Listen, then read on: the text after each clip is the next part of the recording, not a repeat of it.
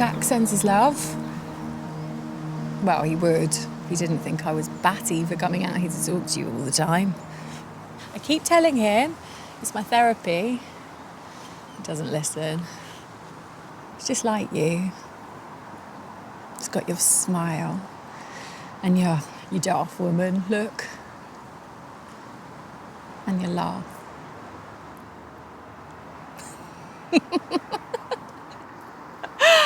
Do you remember that time we went to see that production of One Man, Two Governors? I was watching you at one point.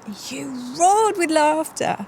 I was genuinely concerned for the integrity of your ribs. If there was one sound I had to pick that I missed the most, it'd be your laugh.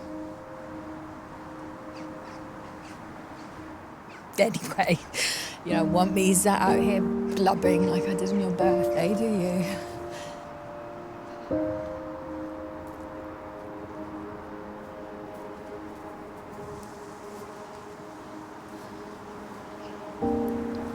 Oh, Jack sends his love. Misses you too. Oh, all right, I'll stop. I put the Christmas tree up this weekend. I know you'd be cross me doing it this early, but it just makes the house feel so Christmassy, magical. While we're on the subject of the house, gosh, I know this must be difficult to hear, but I've decided to move. Since you've been gone, it's just not been the same. I'm still surrounded by you. Your coat, your hat, your dressing gown, they still smell of you. I've kept them hanging on the back of the door since the moment you took them off.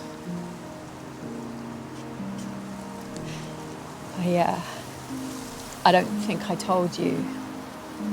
The day after your funeral, Jack found me on the floor in the hallway, my head tucked in your coat and your arms wrapped around me like a kid playing really bad hide and seek. Look, it is perfectly reasonable for somebody to have strange reactions when someone goes the way that you did. I mean, one minute you were there,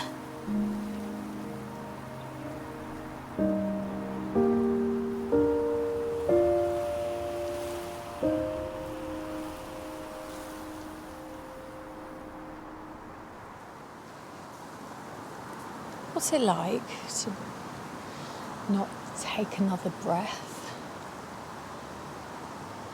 Not that I want to know just now, but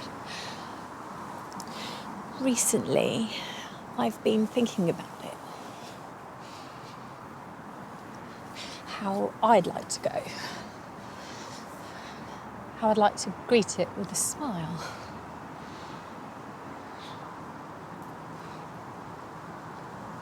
Which brings me on to why. Which leads me on to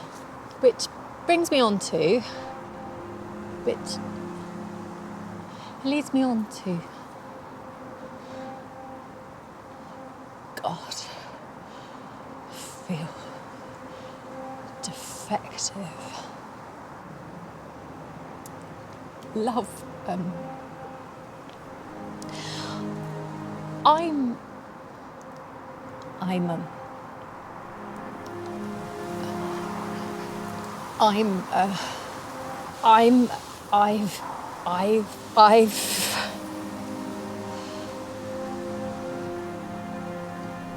I've got Alzheimer's.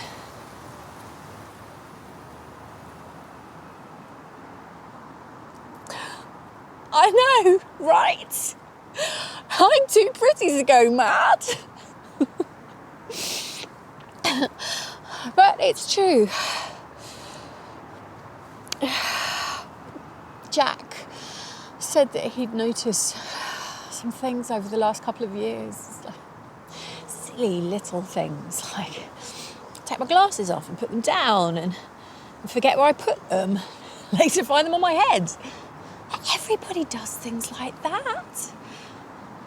Or I'd say to him I'd be round on Tuesday, and then he'd call me and he'd say, Mum, it's Tuesday. Where are you? Well, it all came to a head a few weeks ago when I said I'd pick up the kids from school. I was waiting at the school gates and I just couldn't spot them. I looked and looked. I thought maybe they'd been held back. Connie has been acting out lately, so I spoke to the teacher on the gate. Love, I was at the wrong school. I felt so stupid. And then I panicked, that kind of deep, shaking panic, like I had when they called me about you. I didn't know what to do. I wanted to run, but I didn't know where to run to. The teacher was so kind. She asked me lots of good questions. You know, what street was the school on? What colour was the school uniform? I couldn't. And then the phone rang, and it was Jack, and he was panicking, and that kind of half angry, half worried, half upset. Like, I know that's too many halves, but you know what I mean.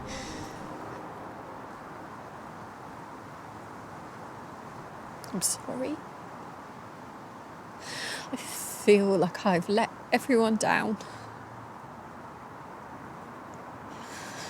So I have decided, and I mean that, I have decided to sell the house and to move into one of those assisted living situations. And the place that I found, it's lovely, it's cosy.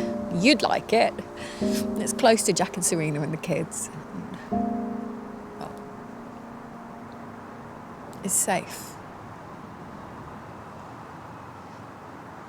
Did I tell you Jack sends his love?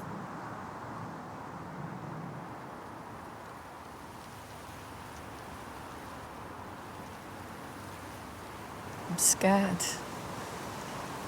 What if I forget something important? What if I leave the stove on?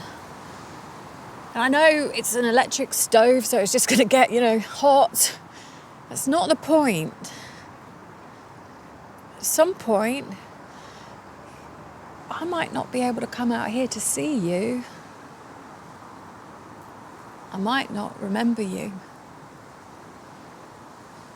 I might not remember myself.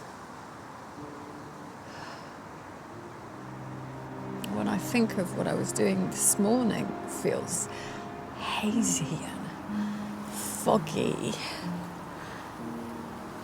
When I think of us, when we first met, when Jack was little, it's clear. I can still smell our first house. I can see the dodgy wallpaper. I can hear the Christmas music playing when we first met. I can feel the sand between my toes on our first holiday. It's as crystal clear as the water was on our honeymoon. I feel young and energetic and complete. But I'm not. And it's not going to get any better. So, I have packed up the things that I need. And I am taking your hat with me. Bye, love. Did I tell you the Jacksons is...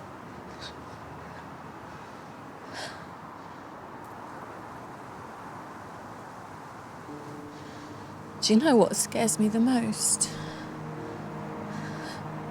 It's the thought of being alone. Alone in my own brain. Let's hope you come and collect me before that happens. I better be in. Jack's coming to help me. Did I tell you his name's...